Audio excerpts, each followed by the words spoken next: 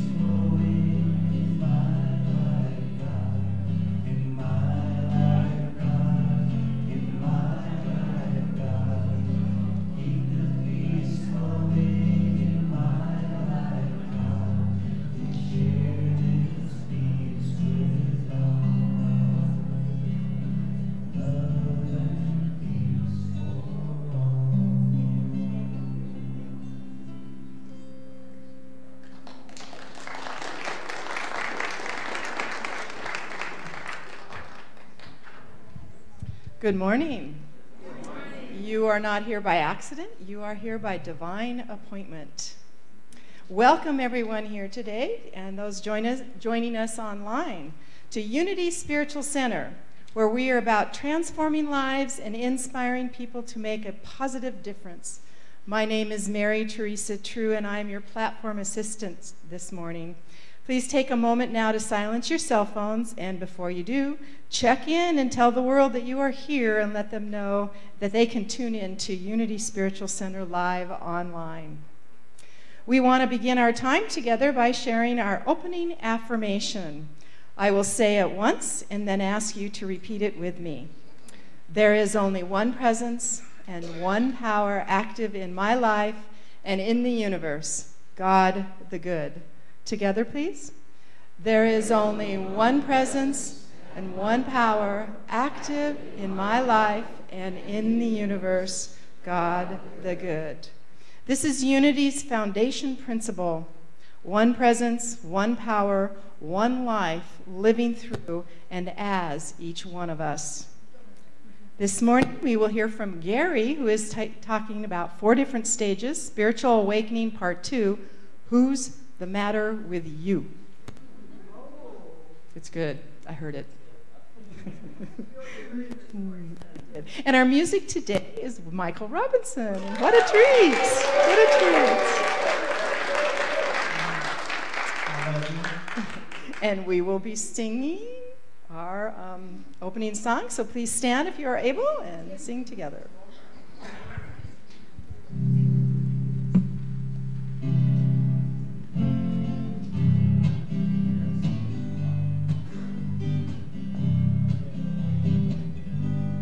Heart to heart,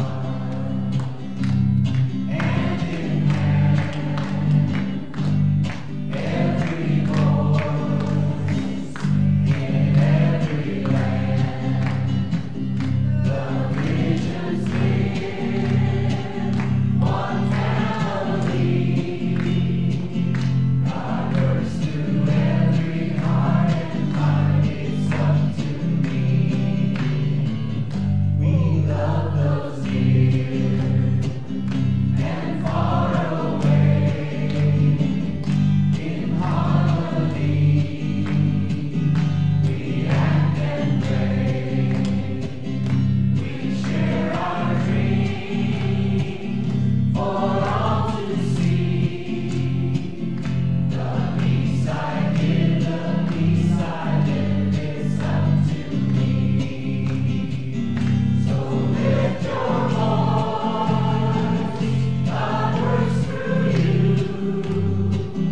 We change the world through all we do. The earth is all one family.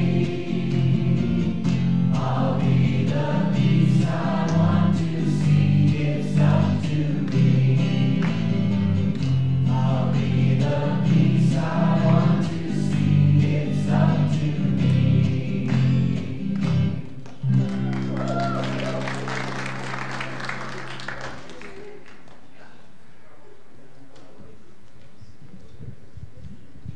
My name's Linda Tweedy, and I have the announcements.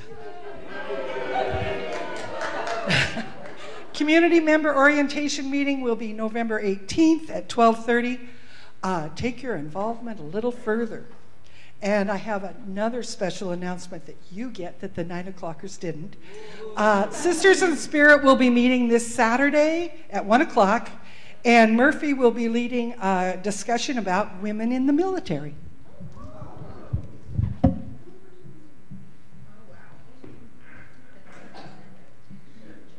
Okay, so this is the center update with Dr. Gary, an opportunity for me to share a bit about what happens behind the scenes, things that aren't necessarily apparent via our community announcements.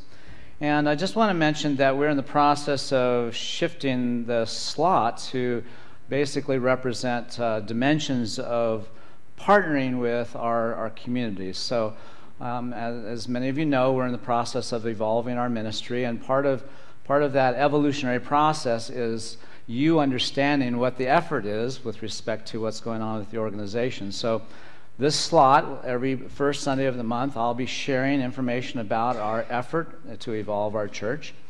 And then the second Sunday every month, we'll have an opportunity to hear about what needs to be conveyed with respect to the community, community news, things regarding spirit groups or our volunteer effort, things of this nature. And then the third Sunday, we'll have a report from the board. They'll be talking about what's happening there, because it's important that you understand what your leadership is up to.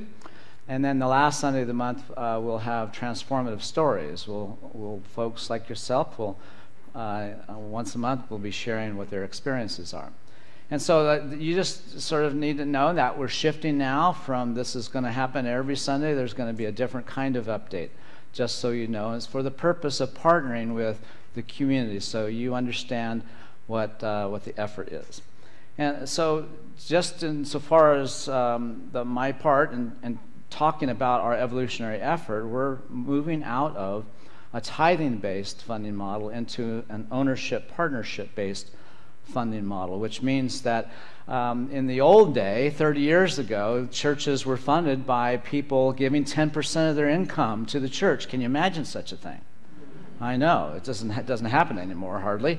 But so in today's economy, it becomes a challenge to try to create spiritual practice out of supporting a ministry. And so we're shifting to more of an owner, like a cooperative, an owner partnership cooperative, where we come together to fund what we're trying to create together. And everybody is at a different place, but everybody does what they can do in the presence of the need to move things forward. So I'm just wanting to share that intent that our focus is in cultivating ownership, owner partners. And so you in your own individual relationship to the church, if you're new, you're not in ownership.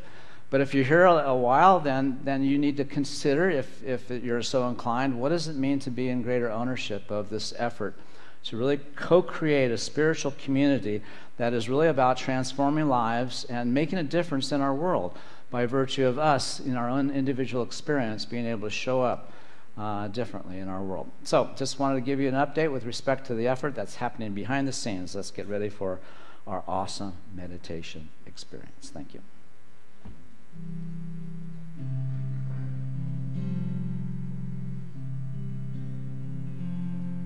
I'm one with all that God created,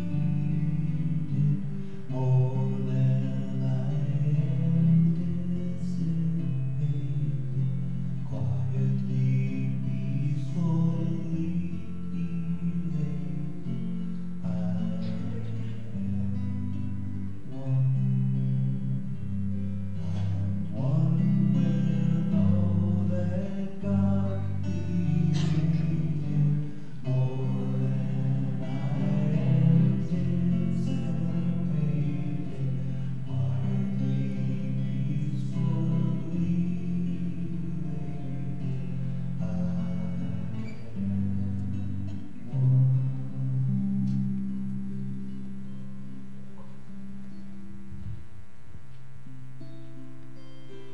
Let us breathe in those beautiful words. I am one with all that God created. As we take a moment now to connect to that deeper source of light within, let us take this moment to release any past or future thoughts, any unfinished business, any stress or worry that followed us here today. Allow us to set that aside for now, just for now, as we focus on our breath and root down into this here and now, present moment.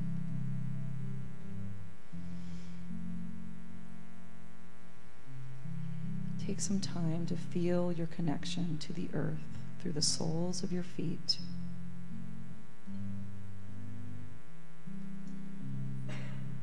Feel the support of your chair on your back and legs.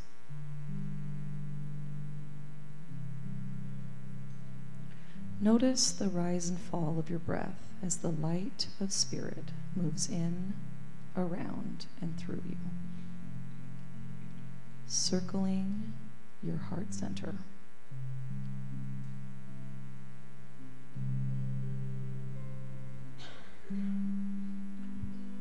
Let us together now create a field of heart coherence. Allow this spirit-filled breath to enter our heart space as we bring into our awareness something or someone that we deeply appreciate. A dear friend, a family member, a loved one who has passed on, a treasured pet or a beloved child, a fond memory.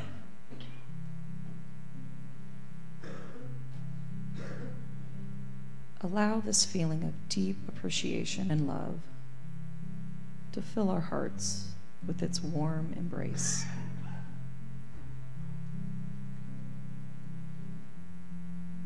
Filling every cell of our body with gratitude, appreciation, and love.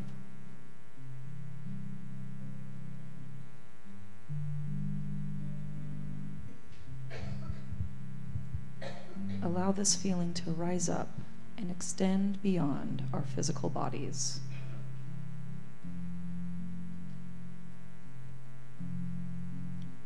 Imagine it overflowing from our hearts, filling this room, filling this space, and everyone in it, so that together we create a light field of coherence. A field so powerful it extends beyond this time and place, blanketing the entire planet with love and lighting up every heart along the way.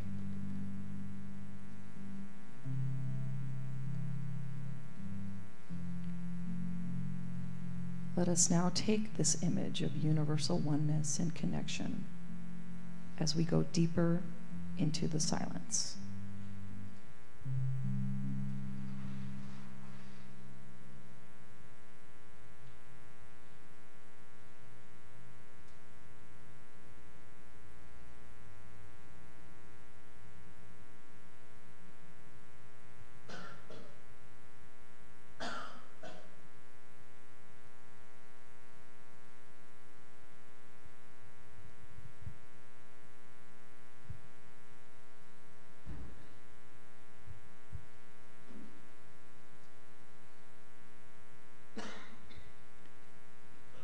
Blessed Spirit, we give thanks for this day,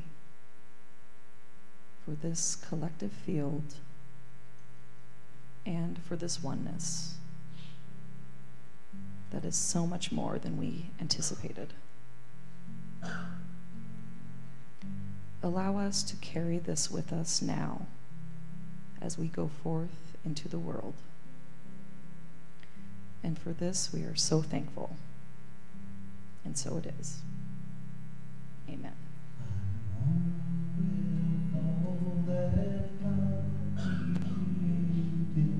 More than I anticipated,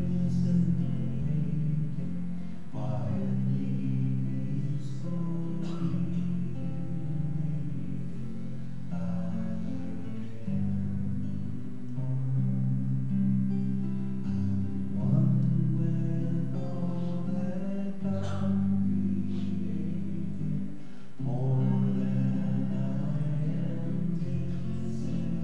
anticipated, quietly, peacefully, I am one.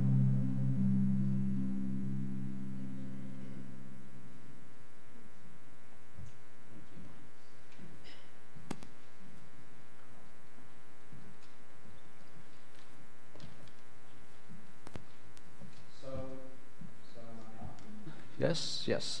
So Jane's the matter with me.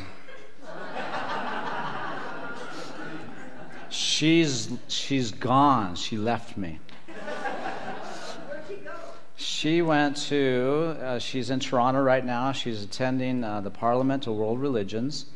And I wanted to share that because it's important for, I think, for our community to know that your minister is a player on the world stage. She's a world citizen. She's engaged in the world conversation about how we're going to be with what we're having as our current world experience, our current global experience. And so I just want you to know that that's her commitment. That's her passion. She wants to engage in this effort of making this world a place where it works for everybody.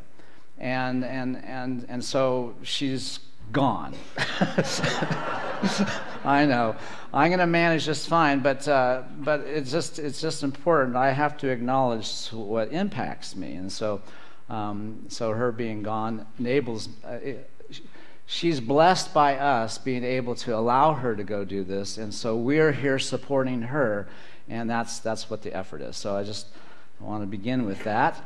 I am going to continue now in this series, the 4 Stages of Spiritual Awakening, because I think it's important for us to have a real clarity with respect to what our effort is, with respect to transforming our lives and inspiring people to make a positive difference in their world.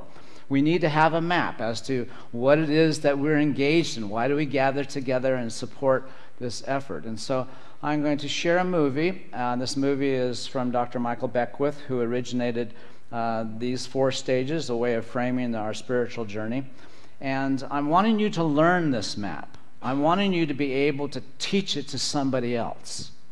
And so this movie is going to be played every time I speak for the next 4 or 5 times I speak, because this is how long it's going to take for me to lay this all out. And I'm also wanting you to learn about your self system. In other words, this series is a training. It's to teach you how your self system runs you when you're not conscious. And if we have any sense with respect to our unconscious patterns and how they are problematic, we'd be interested to know how we can kind of override that circuitry. And so I'm wanting you to be present to this information for the purpose of teaching it to somebody else, as if that's what the effort is. And from time to time, I'm going to ask you to turn to each other and just share what you just thought you heard, so that we really begin to engage and use all of our faculties to really begin to take in this information rather than just hear it, absent of just really letting it find a way to motivate us into taking authentic action in all the ways in which we need to do so. All right, so I'm going to go ahead and start the movie, and then we'll get into today's lesson.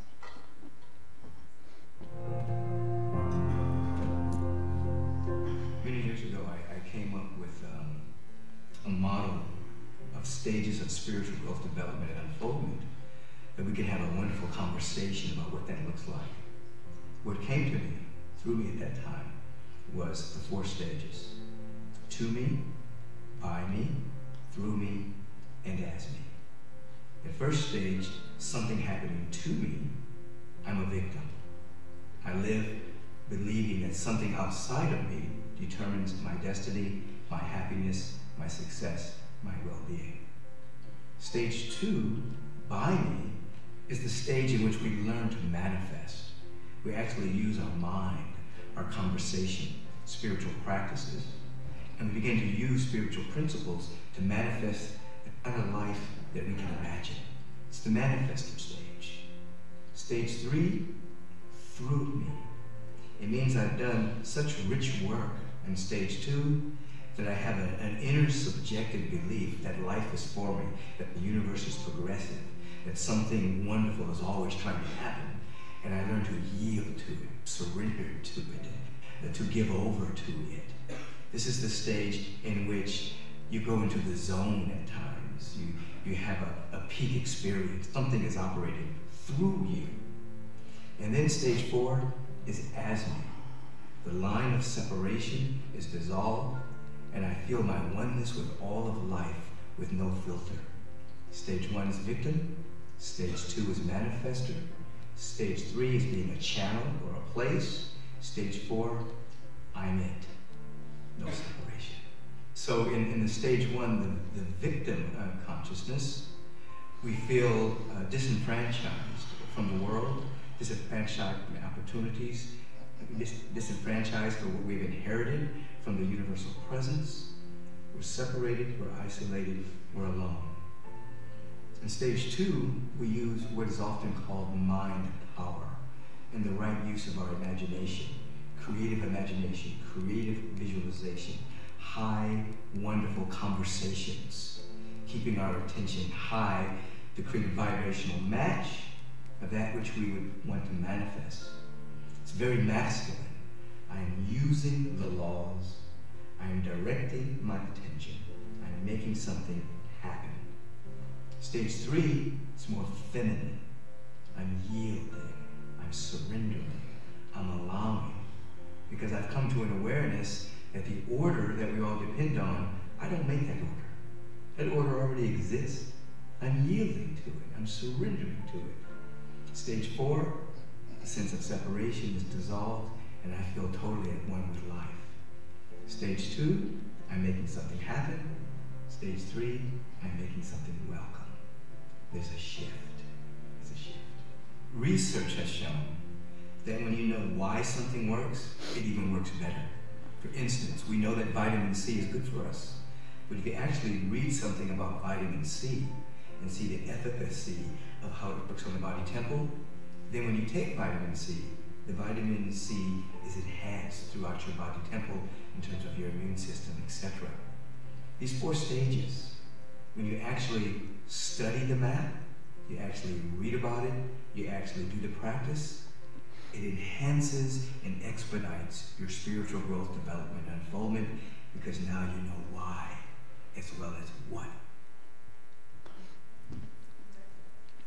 So those 4 stages, victim, manifester, channel, source, give us a sense of what the map is, what the journey is. And so we have to kind of recognize where we are in the evolutionary process. So if we're looking at wanting to have greater empowerments, if we have any experiences in our life where we feel diminished or otherwise our life looks and feels against us, we're sort of stuck in that first stage. And we want to understand that our work is to evolve out of victimhood, if that's where we're centered. And so just to look at this map again, there are times when we have our life against us. In other words, that's something that we do. If you have somebody the matter with you, that's something that you are doing to you. Okay, we have our life against us. The world does not have itself against us. We have aspects of our life against us. And we just need to know that that's a conditioned experience. That's not the truth. But if we don't know that it's our job to evolve out of victimhood, out of the belief that something out there has the power to eclipse my well-being and worth, if we don't understand that that's the effort, then we will just kind of be reacting to how our life looks and feels and never know that it's our job to transform what we're having into something that's for us. And if we're living in the belief that something or someone out there has the power to eclipse our well-being, then we've given our power away. But we just need to recognize that that's the first stage of development. We're awakening to the discomfort of what happens when we believe that our well-being is tied to what we're having outside of ourselves. And when it no longer works that we're happy with things that we're having, when that ceases to work, and if we don't know that it's time for us to evolve, we'll stay stuck in a kind of victimhood that paints the picture of someone or something the matter with us. How many of you can relate to that phenomenon? Every one of us should raise our hands, because this is symptomatic of what's happening in the world. We make somebody else responsible for our well-being, and then we complain about those very people, when we have yet to recognize that whenever we make somebody the matter with us, we are operational in this dimension. and it's up to us to move, to evolve. And so our way out of victimhood is in the next stage. And so when we talk about evolving out of or awakening to another dimension of ourself, the manifester phase, we need to know that that's a place where we have to move towards. But if we don't know that we're actually needing to move towards that, because that's a part of the journey, the milestone of the spiritual journey, if we don't know that there's effort involved, we will source our well-being or source our discomfort out there and be reactive instead of recognizing that we have the power to create something that transcends all of our self-imposed limitations.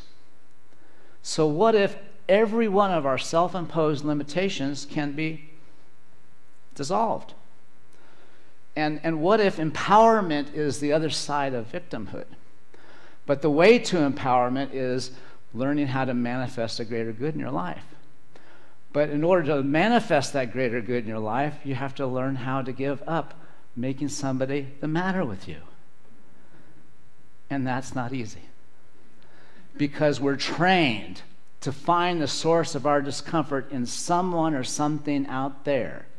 Because God help you if you're responsible for what's happening inside of you. So when we understand that there's a process that we have to align with if we're to actually move the needle with respect to the quality of our life, the felt sense of our experience, now we can be in the question, well, what is the circuitry of how my life becomes what it becomes? What is the circuitry of how I have my life? I want you to consider this. Rather than thinking that life happens to you, I want you to think that you have your life a certain way. How is it that you have your life against you? How is it that you have someone the matter with you? How is that possible? Now, when we open to that question, how is that possible, then we need some resources. We need things like science, like brain science. We need to understand that there's a circuitry that governs how our reality gets made. And we understand in New Thought and Unity, our foundation, one of our foundation principles is that through our thoughts and our beliefs and how we're being with what we're having, we create our personal reality. And we say that as if it's what we hope happens, but then we don't engage in the very circuitry that actually works with thoughts and feelings and beliefs and perceptions and meaning making and feelings. So if we don't work with and engage the circuitry that defines us, we become defined by what we have, as opposed to use what we have as our abundance. And that's the shift I'm wanting us to understand. And so in part one, which happened 3 weeks ago, it's archived on our website. If you're new, if this is the first time you're hearing this, this is part two, so you need to do some homework. You need to watch the first part to get the introduction, because I've already introduced this self system. But I'm wanting us to really understand it, and once again, I'm wanting you to learn it as if that you are now being trained to transform your own agency of self, your own way in which you make meaning, your way of how you are having your life. I want you to own that and welcome that responsibility, that you are in charge of the circuitry.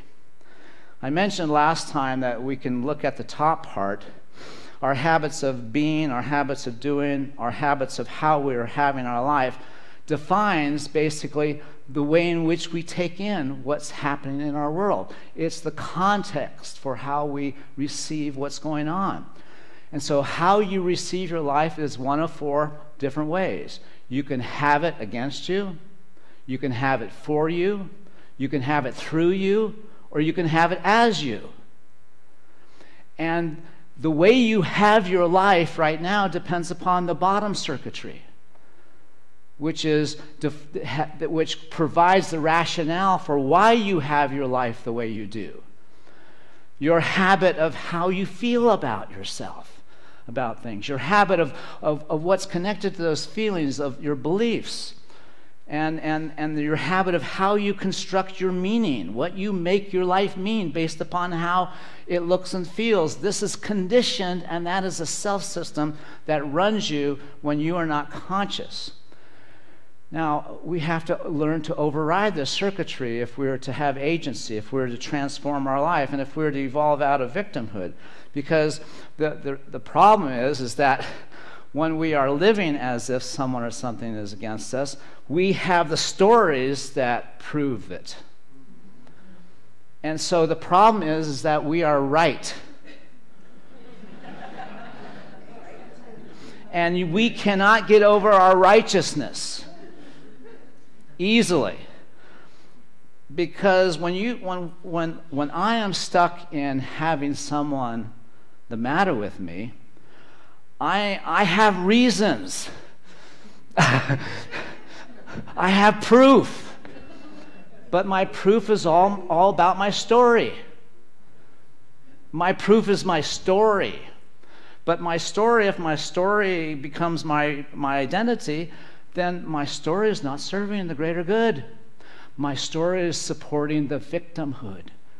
My story is supporting that part of myself that is separate, that is abandoned, that is lost. And in order for me just to simply be, I have to see that my condition is happening because of forces beyond my control. Because to accept responsibility for how I feel without the capacity to make you responsible, what does that leave me with? I have to own me. I have to learn how to love me. I have to learn how to take who I am and lift it out of the BS that surrounds me. Belief system. Thought I meant something else.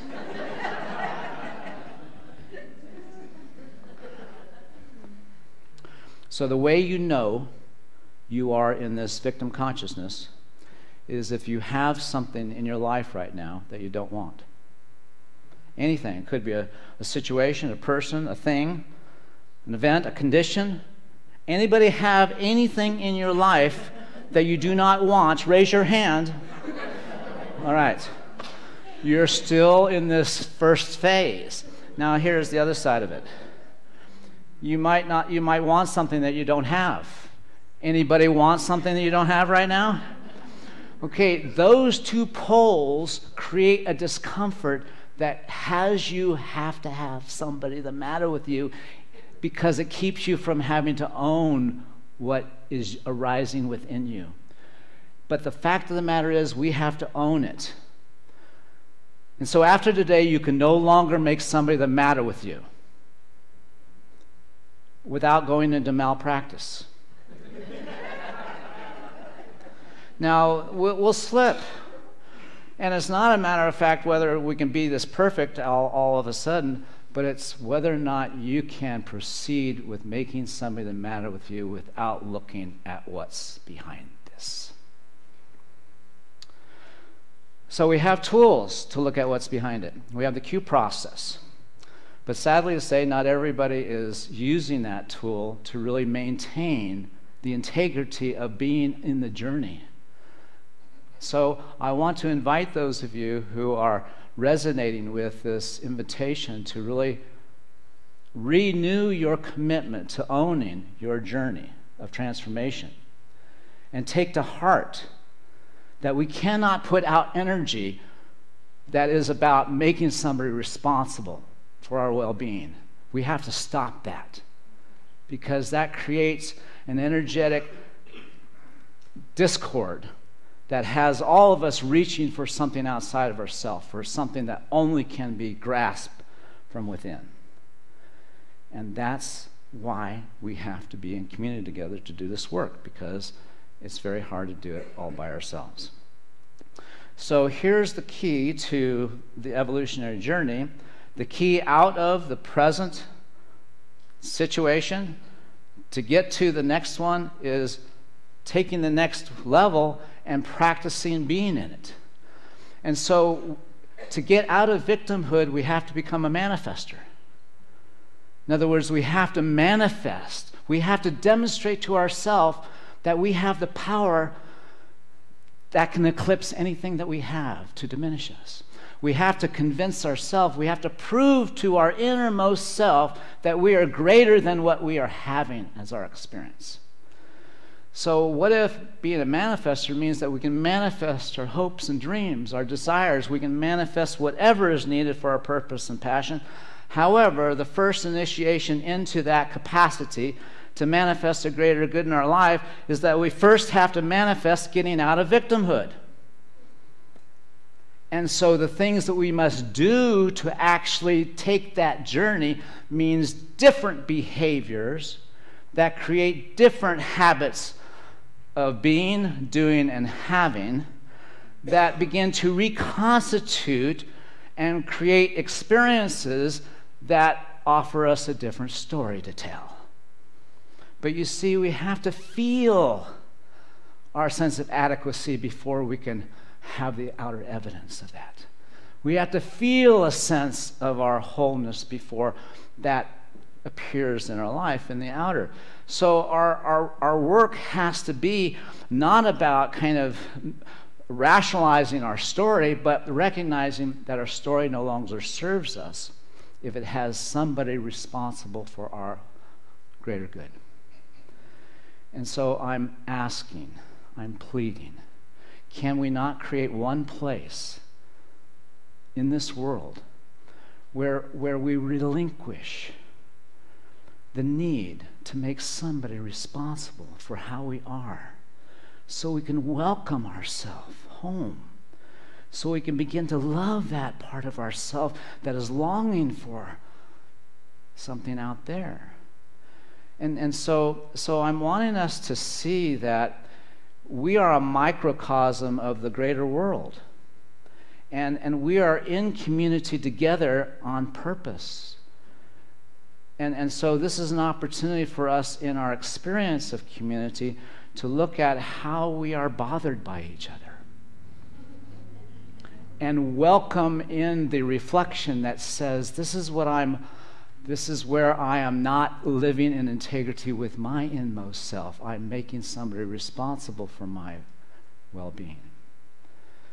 And we have to just simply step into a different practice. And so part of this effort of being in this different practice, I'm going to want us to see as ownership, because part of the journey into this next phase where now we have to take the very same thing that we're using as evidence as to why this is the matter with me. Now we have to take that very same evidence, the very same situations, and instead now say, no, what I have, this that I have is my abundance. This that I have is for me to use to create the next dimension of who and what I've come here to be. And so if I'm in the habit of making somebody responsible for me, if I'm in the habit of sourcing my well-being outside of myself, I have to create the habit of owning what I'm experiencing. And sometimes in the beginning that becomes difficult because what we have to own seems so empty or shallow or vacant. It's only because we have yet to discover ourselves. And we have allowed the circumstances of our life to distract us from the gift that we've been given and our placement in this time. And as we recognize that our time and what we're brought here forth to bring forth is too precious to squander on making somebody an exception to the principle that we're all in this together. We're all working towards this greater good. And if we cannot accomplish what I am describing, that is our work to do. If we cannot do this as a unity community, as a New Thought community, as a spiritual community, what hope is there for the world?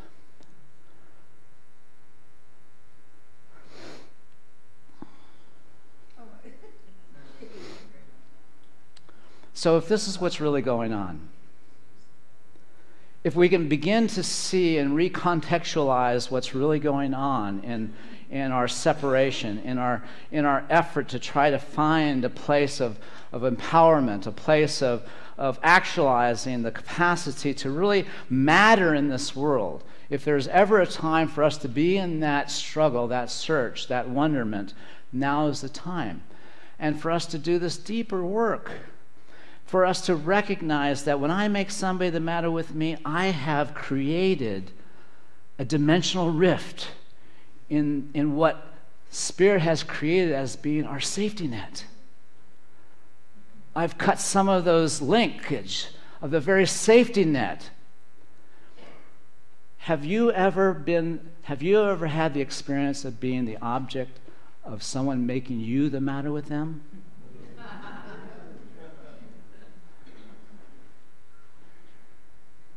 We just have to welcome all of it in to sort of see what we've created. We're bigger than this. We're bigger than our sense of not enough. It's just that we have to take care and be kind and compassionate with respect to this deeper work. Okay. I'm wrapping this up. So the Chinese saying, he who blames others has a long ways to go on the journey. He who blames himself is halfway there, but he who blames nobody has arrived. And so I haven't arrived yet. No, but I'm halfway there. And I just invite you to go halfway with me, at least that far, because that'll shift a lot. That'll shift a lot. Okay, all right, so we need to kind of see all this. So next Sunday, I'm speaking next Sunday, and then Jane will be back after that, and then I'll be better. And then, so next Sunday, I'm going to be looking at the different kinds of things I must be, do, and have in order to change the story of victimhood.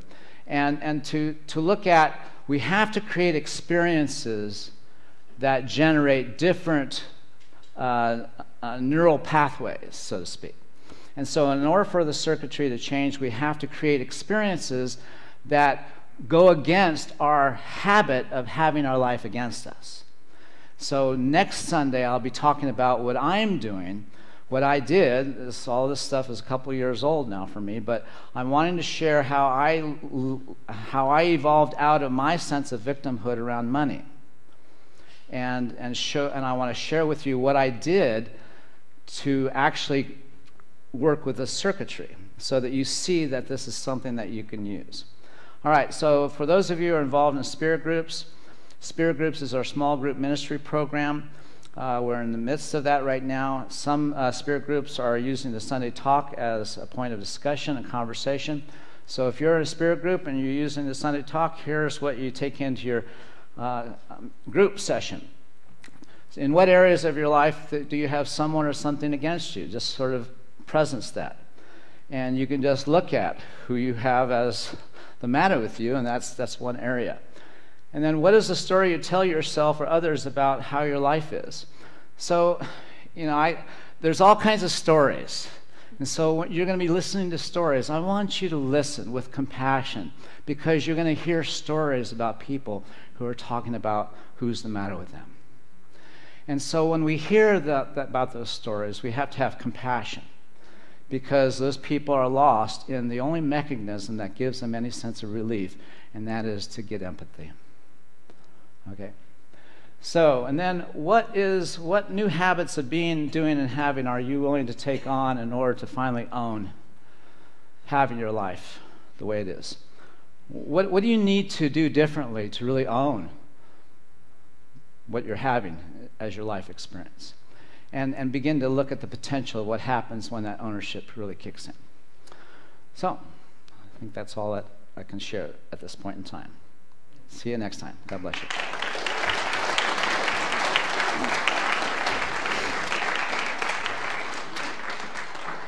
Thank you, Gary. Thank you very much. Thank you. Unity stands for peace in the presence of conflict, for love in the presence of hatred, for forgiveness in the presence of injury.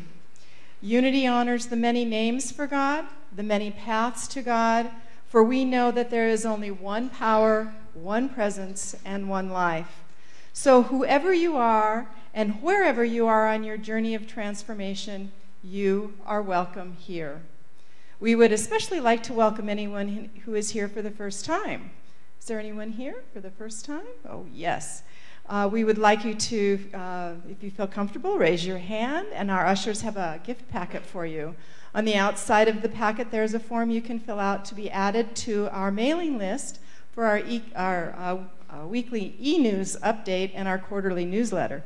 If you are interested, please fill it out and drop it in the love offering today instead of feeling obligated to give a donation.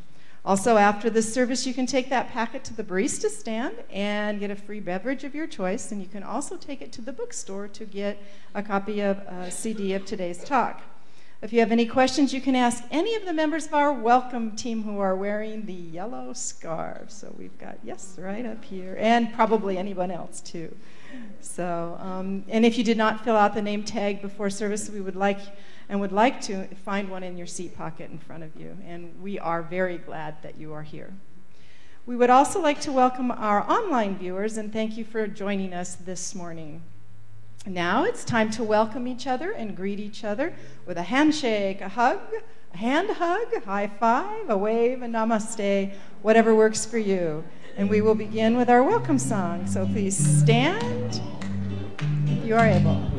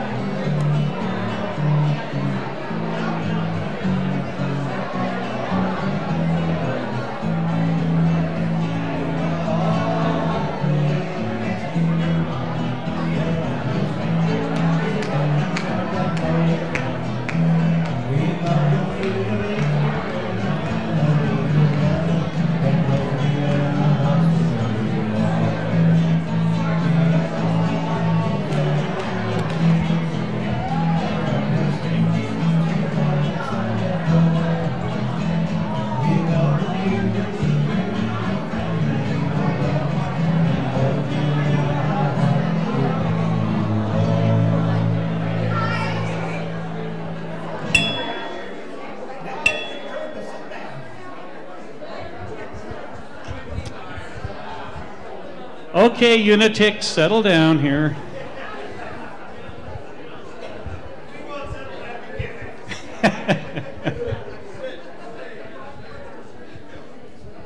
Good morning, everyone. My name is Jim Sledge. I have the privilege of being the treasurer on your board of trustees, and this is the time in our service where we acknowledge and appreciate your financial contributions and your support to this wonderful place called Unity Spiritual Center.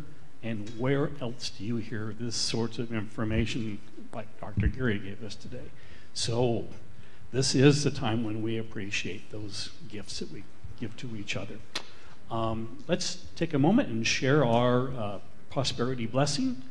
I know that my giving blesses and multiplies all that I am, all that I have, and all that I give and receive. I give thanks for the abundance that is mine to share, and so it is.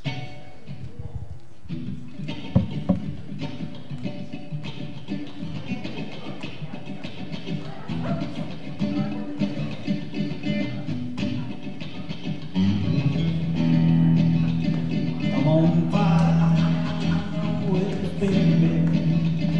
I'm on fire and feeling fine. I'm on fire with the baby. And this wonderful world is mine. Don't let go of your dreams. Don't let trouble get you down. Let's set your mind on what you see. Soon you will see you'll be back. I'm on fire with fear. I'm on fire and feeling fine. I'm on fire with fear. And it's wonderful world. This wonderful world is mine. Give yourself a minute, say a little prayer. Step out on your journey, you can go anywhere. Trust your higher power and give yourself a chance. Even God on the move, in this joyful day, you're on fire with fear. I'm fire and feeling fine. I'm on fire with fear. And this wonderful world, this wonderful world is mine. I'm on fire with fear. I'm on fire and feeling fine. I'm on fire with fear. And this wonderful world, this wonderful world is mine.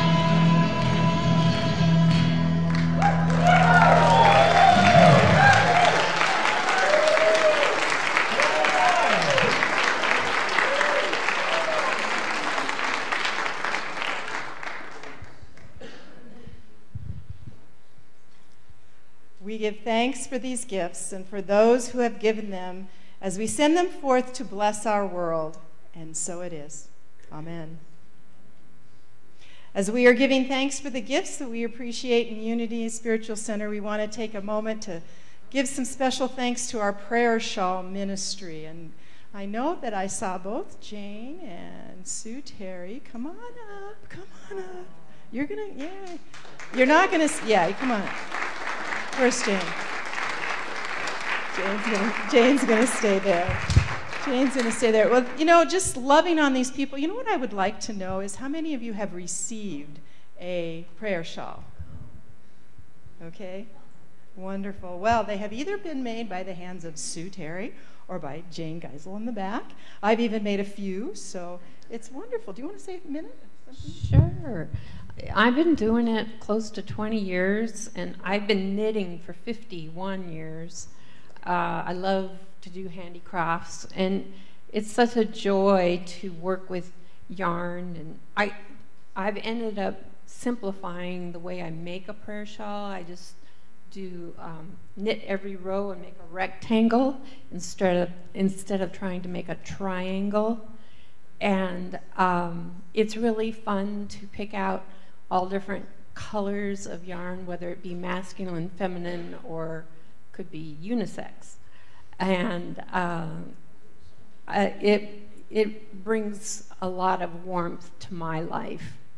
And when I watch Hallmark movies and listen to music while I'm making prayer shawls.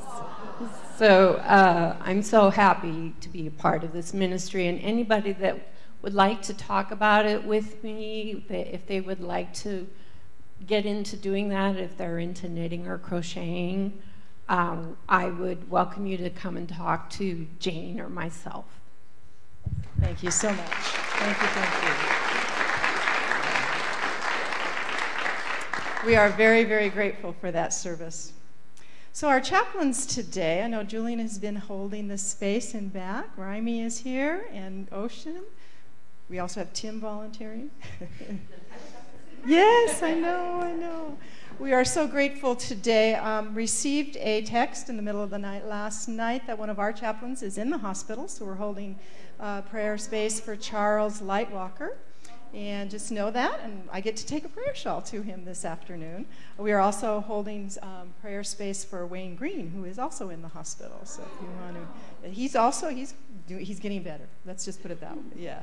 So yes. So know that if you want to share a joy, if you want to share something heavy on your heart, these lovely women are here to help and support and serve you. So thank you very much for your service.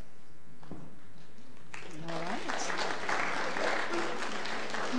We also have prayer requests in your seat backs, and there's two different ones. There's one for prayer requests that you can put either you can put them in the receptacles up here and in the foyer, or you, if you know someone that would like to have and has asked for a chaplain to visit them in the hospital, please fill out the green one. So thank you.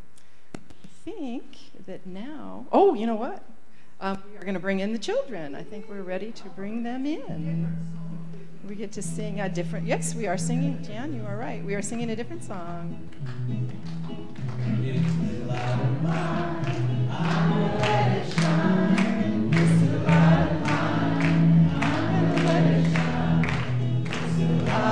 Ask Gary.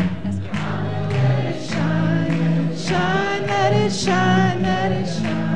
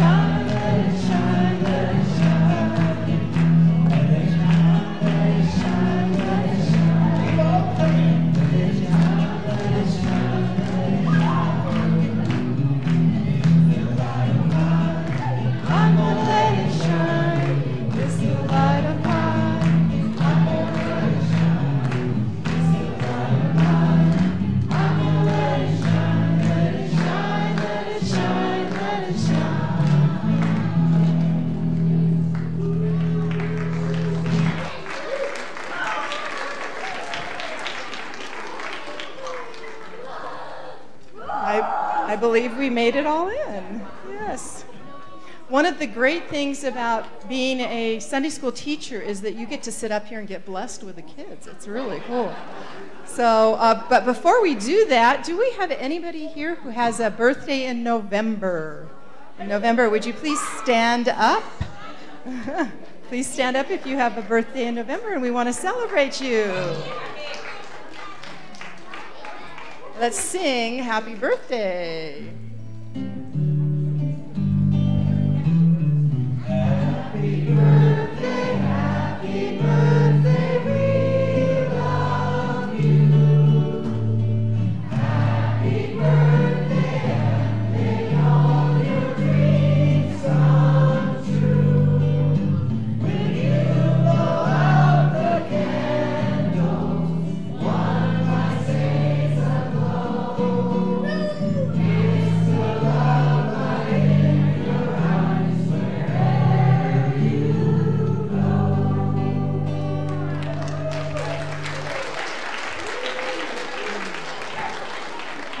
Happiest of birthdays to all of you. Now let's bless our children. Be the love you are. Sing the song you hear. Share your joy in life with people far and near. And for ourselves, be the love we are. Sing the song we hear. Share our joy of life with people far and near. And now, if the children can go back with the people they came with, grandparents, parents, caretakers.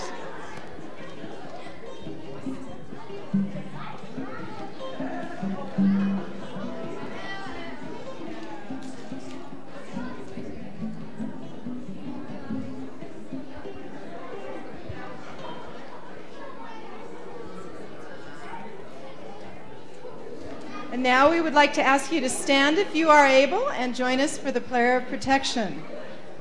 The light of God surrounds us. I am the light of God. The love of God enfolds us. I am the love of God. The power of God protects us. I am the power of God. The presence of God watches over us. I am the presence of God. Wherever we are, God is, and all is well. And that's the truth.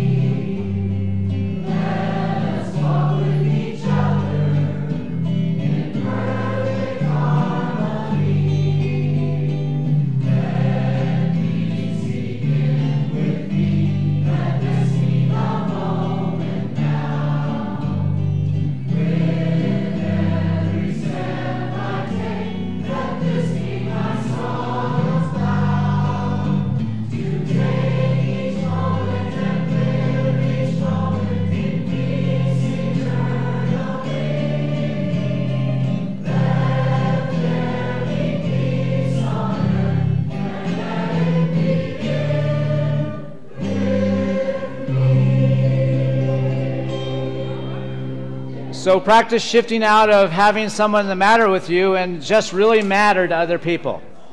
Try that out.